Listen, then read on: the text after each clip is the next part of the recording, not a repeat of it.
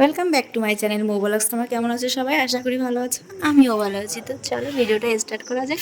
মা দেখো আমার পেছনে বসে আছে, কারণ আমাদের ওইখানে তো ঢালাই দিয়েছে, তাই ওইখানে বসতে পারছে না, তাই এই পাশে এসে বসেছে। আর ওই পাশে ঢালাই দেওয়া আছে। তো তারপরে এখানে দেখো আমি রান্না করতে চলে এসেছি। আর রান্নাতে আজকে কি হয়েছে, ভেন্ডি ভাজা হয়েছে আর হচ্ছে মাছ ভেজে দিয়েছি তোমার দাদাভাইকে। মাছের ঝোলটা অত ভালো খেতে চায় না, মাছ যদি পেঁয়াজ টেয়াজ দিয়ে রসুন দিয়ে বেগুন দিয়ে ভালো করে ভাজা হয় সেটা বেশ ভালো খায়। তো তার জন্য আজকে আর মাছের ঝোল টোল কিছু করে দিইনি। তারপরে এইখানে দেখো আমি থালা বাসন মেজে নিচ্ছি, কারণ রান্নার পরে তোমরা তো জানো কত থালা বাসন হয়, সেই থালা বাসনগুলো আমি ধুয়ে নিচ্ছি। আর সকালবেলা তো চাটা সব কিছুই খাওয়া হয়। আর পাশে বসিয়েছে ও যে পুচকুমার জন্য খিচুড়ি। তো চলো তোমরা দেখতে পারবা, কারণ ও কি বলতো এখন ও দুধটা খেতে চাচ্ছে না, মানে ওর জন্য যে চাল ডাল দিয়ে সব কিছু দিয়ে বানানো হয় সেটা আর খেতে চাচ্ছে না। ও খেতে চাচ্ছে এখন হচ্ছে ভাত, তার জন্য ও এখন বানাচ্ছে মা খিচুড়ি। তো খিচুড়িটা খেতে ও খুবই ভালোবাসে, একটু জোর করে খাওয়াতে হয় এই যা। তো তারপরে চলে এসেছি ছাদে এসেছি জামা কাপড়গুলো মেলতে, অনেক দিন ছাদে আসি না, আর আজকে একটু ছাদে আসলাম। তো কেন বলো তো, আজকে একটু মেঘলা মেঘলা, তোমরা জানো কদিন ধরে ভালোই বৃষ্টি হচ্ছে, একটু বৃষ্টি হচ্ছে একটু রোদ্দুর হচ্ছে, আবার ভীষণ গরম পড়ছে, এরকমই ওয়েদার চলছে এখন। আর তার জন্য আমি ছাদে চলে এসেছি যে জামা কাপড়গুলো ছাদে দিয়ে এসি। আর নিচে জামা কাপড় ভরে গেছে, কারণ বাড়িতে এখন ননদরাও আছে, ননদের জামা কাপড়, তারপরে ননদের মেয়ে মা বাবা সবার জামা কাপড় আজকে একটু ধোয়াধুয়ি হয়েছে, তার জন্য নিচে একটু জামা কাপড় বেশি আছে, তাই ভাবলাম যে আমি ছাদে গিয়ে মেলে দিয়ে আসি। তো তারপরে দেখো আমি ছাদে জামা কাপড় মেলে টেলে এখন যাবো নিচে, কারণ আমার নিচে আরও কাজ আছে, আরও সিঁড়িটাও ঝাঁট দিতে হবে। দেখলাম যে সিঁড়িতে একটু ধুলো ধুলো পড়ে গেছে, তাই ভাবলাম যে সিঁড়িটাও একটু ঝাঁট দিয়ে দিত। তারপরে দেখো সিঁড়িতে আমি চলে এসেছি ঝাঁট দিতে, আর সিঁড়িটা একটু ধুলো পড়েছিল, তো ভাবলাম চলো আজকে সিঁড়িটা একটু ঝাঁট দিয়ে দিই। আর প্রত্যেকদিন তো ঝাঁট দেওয়া হয় না, তার জন্যই ধুলোটা পড়ে। প্রত্যেকদিন যদি একটা ঝাঁট দেওয়া পড়তো তাহলে আর ধুলোটা পড়তো না। তো সিঁড়িটা একটু ঝাড় দেওয়ার চেষ্টা করি মাঝে মাঝে, প্রত্যেকদিন তো ওঠা সম্ভব না, ঘরের সব কাজ সামলিয়ে এই সিঁড়িটা প্রত্যেকদিন উঠে আমার ঝাড় দেওয়া সম্ভব না, কারণ তোমরা জানো যে একটা সংসারে কত কাজ থাকে। তো তারপরে চলে এসেছি হচ্ছে ঘর মুছতে। আজকে হচ্ছে বুধবার, তার জন্য ভাবলাম যে আজকে ঘর মুছবো কি মুছবো না, তা দেখি দুদিন ধরে ঘর মোছা হচ্ছে না, কারণ বাড়িতে লোকজন, কাজের শেষ নেই, তাই ভাবলাম যে থাক আজকেই ঘরটা মুছে ফেলি, নোংরাও হয়েছে।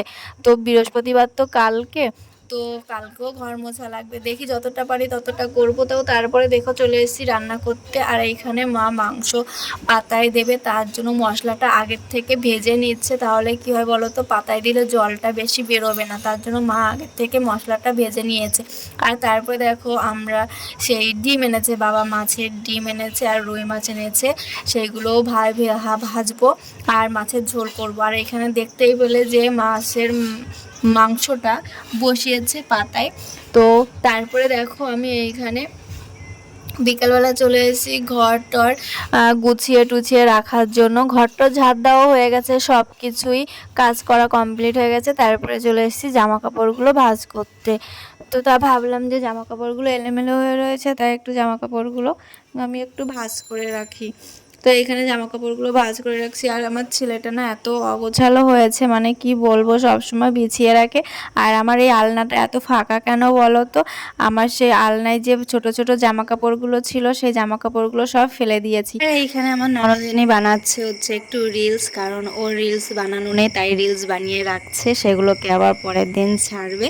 আর এইখানে দেখো আমি চলে এসেছি হচ্ছে একটু ছানা দিতে সবাইকে। দাদা দুধ এনেছিল, দাদা মানে হচ্ছে আমার ননদ জামাই, সেই দুধটা না কেটে গেছে, যেই জাল দিতে গেছে সেই দেখে দুধটা কেটে গেছে, তারপরে কি করবে সেটাকে দিয়ে চিনি দিয়ে জাল দিয়ে একটু ছানা বানিয়ে ফেলেছে। এখন আমি সেইগুলোকে সবাইকে দেবো একটু একটু করে, যেহেতু অনেকটাই দুধ ছিল আর ছানাটাও অনেকটাই হয়েছে, তাই সবাইকে দিয়েটি এখন আমিও বসে পড়েছি খেতে।